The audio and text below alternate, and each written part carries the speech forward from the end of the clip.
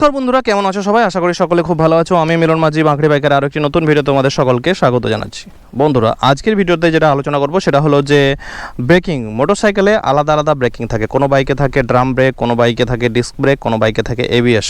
ঠিক আছে, কোনো বাইকে সিঙ্গেল চ্যানেল এবিএস, কোনো বাইকে ডুয়াল চ্যানেল এবিএস। সো এই জিনিসগুলো থেকে থাকে এবং এই জিনিসগুলো অনুযায়ী কিন্তু আমাদের মোটরসাইকেলের ব্রেকিং যে পারফরমেন্স সেটা কিন্তু ডিপেন্ড করে এবং এই আলাদা আলাদা ব্রেকের ক্ষেত্রে আলাদা আলাদাভাবে কিছুটা আমাদেরকে কিন্তু ব্রেক ব্যবহার করতে হয়। না হলে কিন্তু অনেক রকম সমস্যার সম্মুখীন হতে হয়। যদি আমরা ভুলভাবে ইউজ করি তাহলে কিন্তু আমাদের বাইকের চাকা লক হয়ে যাওয়ার সম্ভাবনা থাকে এবং বাইক স্লিপ করে পড়ে যাওয়ার সম্ভাবনা থাকে। সো আজকের ভিডিওতে বেসিক্যালি আমি তোমাদেরকে প্রত্যেকটা ক্ষেত্রে আলোচনা করে দেবো যে যদি বাইকে তোমার ডিস্ক ব্রেক থাকে তাহলে তোমরা কীভাবে বাইক চালাবে, যদি বাইকে ড্রাম ব্রেক থাকে তাহলে কীভাবে তোমরা ব্রেক ইউজ করবে, আর যদি বাইকে তোমার এবিএস থাকে তাহলে তোমরা কীভাবে করবে, বা যদি এবিএস না থাকে তাহলে তোমরা কীভাবে ব্রেক ইউজ করবে। সো চলো বন্ধুরা, দেরি না করে ভিডিওটা শুরু করা যাক। শুরু করার আগে যদি চ্যানেলটাকে এখনও সাবস্ক্রাইব না করেছো তো বাইক রাইডিং রিলেটেড ভিডিও আমার চ্যানেলে রেগুলারলি আসতে থাকে, তাই চ্যানেলটাকে অবশ্যই সাবস্ক্রাইব করে দাও। ভিডিওটা পুরোটা দেখো, পুরোটা দেখার পর যদি তোমাদের ভালো লাগে তাহলে অবশ্যই ভিডিওতে একটা লাইক করতে ভুলো না। সো চলো বন্ধুরা, ভিডিওটা শুরু করা যাক। সো বেশিরভাগ ক্ষেত্রে যেগুলো 100 সিসির বাইক সেই সব বাইকে কিন্তু বেশিরভাগ ড্রাম ব্রেক থাকে, যদিও আজকাল বেশিরভাগ বাইকে কিন্তু ডিস্ক ব্রেক আসছে। ঠিক আছে, আর যেগুলো ধরো 125 সিসির উপরে বাইক সেগুলোর ক্ষেত্রে অন্তত ডিস্ক ব্রেক পেয়ে যাবে এবং বিশেষ করে যদি তোমার পিছনের চাকায় ডিস্ক না থাকে তাহলে সামনের চাকাতে অবশ্যই ডিস্ক থাকবে। এবং যেগুলো তোমার 150 সিসির উপরে বাইক সেগুলোতে কিন্তু কম্পালসারি সরকার করে দিয়েছে যে এবিএস থাকা দরকার। যদি 150 সিসির উপরে বাইক হয় তাহলে কিন্তু সেই ডিস্কে এবিএসটা অবশ্যই থাকতে হবে। সো বন্ধুরা, প্রথমে আমি ড্রাম ব্রেকের কথাটা বলে নিই যে ড্রাম ব্রেক থাকলে আমরা ব্রেকটা কীভাবে ইউজ করবো। দেখো, ড্রাম ব্রেক থাকলে বাইকে অতটা আমাদের ব্রেকিংয়ের ক্ষেত্রে অতটা রিস্ক থাকে না। মানে আমরা যদি হার্ড ব্রেকিংও করে ফেলি তাহলে কিন্তু অতটা আমাদের ভয়ের সম্ভাবনা থাকে না, মানে চাকা স্লিপ করে যাওয়ার সম্ভাবনা থাকে না, যদি সেই রোডে কোনো রকম স্লিপারি কন্ডিশন না থাকে, মানে জল না পড়ে থাকে।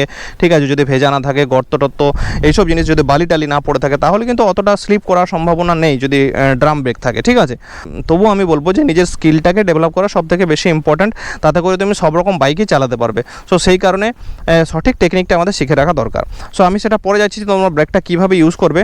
আমি যেটা বলে দিলাম যে ড্রাম ব্রেকের ক্ষেত্রে যে রিস্কের সম্ভাবনাটা, সেই রিস্কটা মানে বাইকে চাকা স্লিপ করে পড়ে যাওয়ার যে রিস্কটা সেটা অনেক কম থাকে। এবার আসি ডিস্ক ব্রেক। ডিস্ক ব্রেক তোমরা দেখতে পাচ্ছ, এই যে ডিস্ক, ঠিক আছে, এই যে ডিস্ক, এটা হচ্ছে ডিস্ক ব্রেক এবং এখানে একটা ক্যালিবার আছে। ঠিক আছে, সো ডিস্ক ব্রেকের ক্ষেত্রে কি হয় না, ডিস্ক ব্রেকের ক্ষেত্রে কিন্তু মানে চাকা লক হয়ে যাওয়ার সম্ভাবনাটা সব থেকে বেশি। যেখানে ব্রেক করবে সেখানেই বাইক কিন্তু চাকা লক হয়ে যাবে, মানে চাকা আর ঘুরবে না।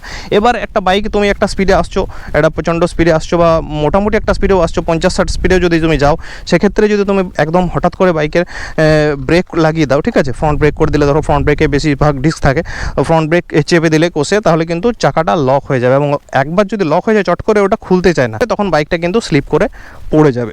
সো সেই ক্ষেত্রে আমাদেরকে খুব বেশি সেন্সিটিভ কখন হতে হবে, যদি ডিস্ক ব্রেক থাকে বাইকে এবং এবিএস না থাকে।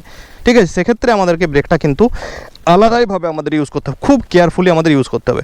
এবার আছে এবিএস জিনিসটা কি। দেখো, এবিএস কোন বাইকে থাকবে না, এবিএস থাকবে যে বাইকগুলোতে ডিস্ক ব্রেক আছে, ডিস্ক ব্রেকের সাথেই কিন্তু এবিএসটা থাকে। এবিএস মানে হচ্ছে কি, এবিএস মানে হলো অ্যান্টি লক ব্রেকিং সিস্টেম। ঠিক আছে, মানে কি, এই যে আমাদের ডিস্ক ব্রেকে যে লক হয়ে যায় সেই লকটা কিন্তু এবিএস হতে দেবে না।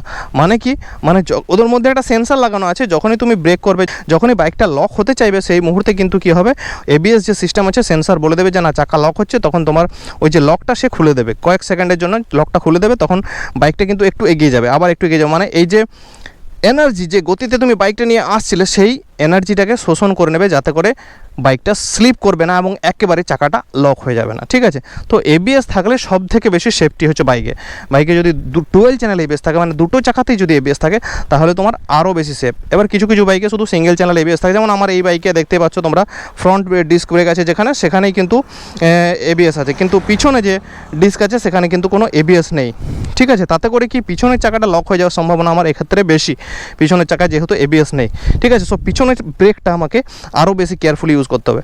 এবং দেখো বন্ধুরা, একটা মানুষের মধ্যে ভ্রান্ত ধারণা থাকে, চলো বাইকটা চালাতে চালাতে বলি, যে কি পিছনের চাকা অনেক বেশি সেফ, পিছনের ব্রেকটা অনেক বেশি সেফ। তাই বেশিরভাগ ক্ষেত্রে দেখবে অনেকেই বলে, যারা একদমই আনকরা তারা বলে যে পিছনের ব্রেকটাই ইউজ করবে, সামনের ব্রেক কখনো ইউজ করো না।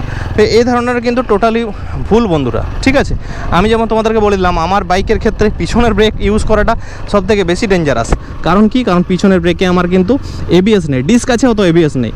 আমি অনেক ক্ষেত্রে দেখেছি যখন আমি এই ব্রেকে একটু রিয়ার ব্রেকটা হার্ড ব্রেক করে ফেলি তখন কি হয় পিছনের চাকাটা স্কিড করে, কিন্তু সামনে যেহেতু এবিএস আছে সামনের চাকায় কিন্তু আমি একটু কষে ব্রেক করলেও চট করে স্কিড করবে না, যেহেতু এবিএস আছে সেন্সার কিন্তু সেই এনার্জিটাকে শোষণ করে নেয়।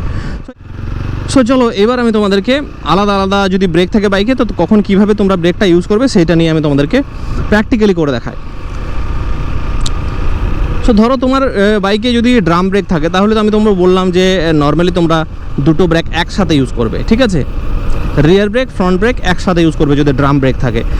আর ব্রেক ইউজ করার আগে তোমরা সবসময় একটা জিনিস খেয়াল রাখবে যে ব্রেক ইউজ করার সময় কিন্তু তোমরা থ্রটলটাকে ডাউন করবে। যারা একদমই নতুন তারা কিন্তু অনেক সময় এই মিস্টেকটা করে, ব্রেক তো ইউজ করে ফ্রন্ট ব্রেক ইউজ করলে দেখবে থ্রটলও ঘুরছে আর ব্রেকও ইউজ করেছে, এক্ষেত্রে কিন্তু বাইকের চাকা স্টেবল থাকবে না, স্কিড করে যাওয়ার সম্ভাবনা অবশ্যই থাকবে।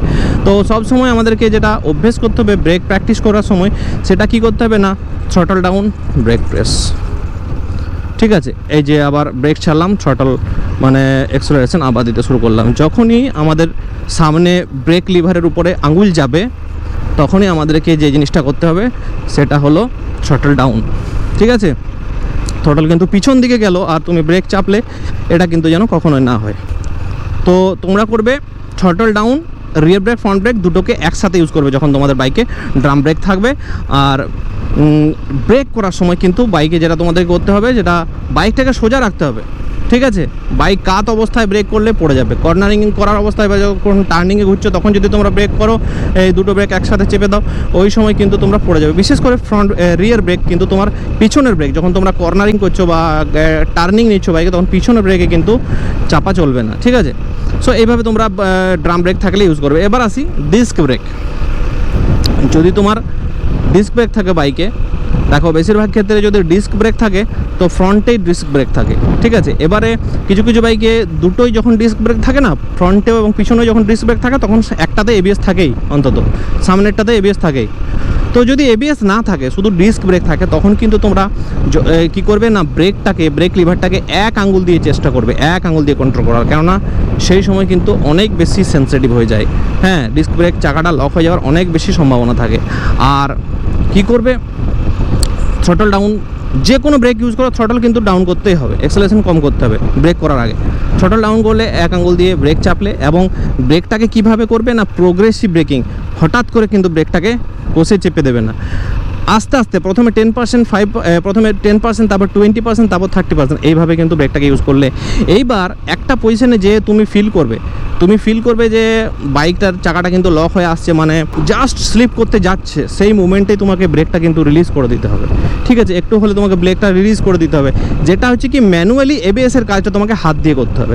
যেহেতু তোমার বাইকে এবিএস নেই, শুধু ডিস্ক ব্রেক আছে, সো এবিএসে যে কাজটা করে সেই কাজটা তোমাকে করে নিতে হবে। কি করতে হবে না, যে মুহূর্তে বাইকের চাকা লক হতে যাবে তুমি বুঝতে পারবে অটোমেটিক, হ্যাঁ। এবং একদিনে এই জিনিসটা হবে না বন্ধুরা, যদিও প্র্যাকটিস দরকার আছে, তুমি অটোমেটিক ফিল করতে পারবে যে এবার আমার কিন্তু চাকাটা স্লিপ করতে যাচ্ছে, মানে আমি ব্রেকটা করার পর ব্রেকটা করেছি, এবার কিন্তু এর বেশি চাপলেই কিন্তু চাকাটা স্লিপ করে পড়ে যাবে, তখন কিন্তু তোমাকে ব্রেকটা ছেড়ে দিতে হবে, ঠিক আছে। তবেই কিন্তু সেই বাইকটা আবার সামনের দিক কিছুটা এগিয়ে যাবে এবং যে এনার্জিটা সেটাকে শোষণ করে নেবে, বাইকের চাকাটা স্লিপ করবে না, ঠিক আছে।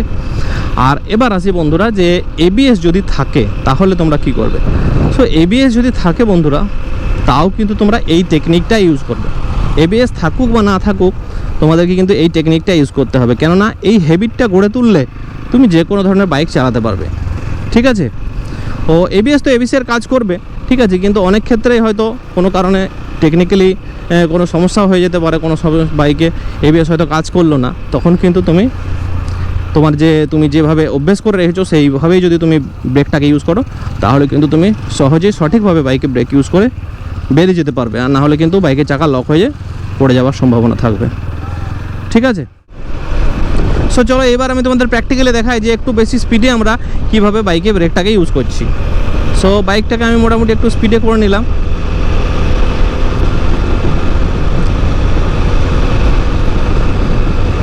দেখো বাইকটা আমার এখন মোটামুটি 70-75 স্পিডে চলছে। এবার আমি ব্রেক করব, বাইকের পাগুলো প্রথমে ট্যাঙ্কের উপর গ্রিপ করলাম, থ্রটল ডাউন, রিয়ার ব্রেক ফ্রন্ট ব্রেক, এবং রিয়ার ব্রেকটা এই ক্ষেত্রে খুব সেন্সিটিভ, যেহেতু আমার রিয়ার ব্রেকে এবিএস নেই, রিয়ার ব্রেক কিন্তু কষে চাপা চলবে না, ঠিক আছে।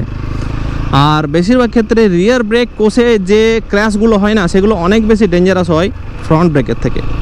ফ্রন্ট ব্রেকটা মানে সামনের ব্রেকটা চাপার কারণে যদি ভুলভাবে চাপো, তখন যদি পড়ে যাও, তখন তুমি বাইকটা তোমার নিচের দিকে পড়বে, নিচের দিকে ক্র্যাশ হবে। কিন্তু যখন পিছনের চাকাটা লক হয়ে যাবে, পিছনের ব্রেকটাতে যদি তুমি হার্ড ব্রেক করে দাও এবং বাইক যদি পড়ে যায়, সেই সময় কিন্তু বাইকটা পাল্টি খেয়ে পড়বে, মানে অনেকটা উপরের দিকে তোমাকে ছিটকে ফেলে দেবে আর কি দূরে।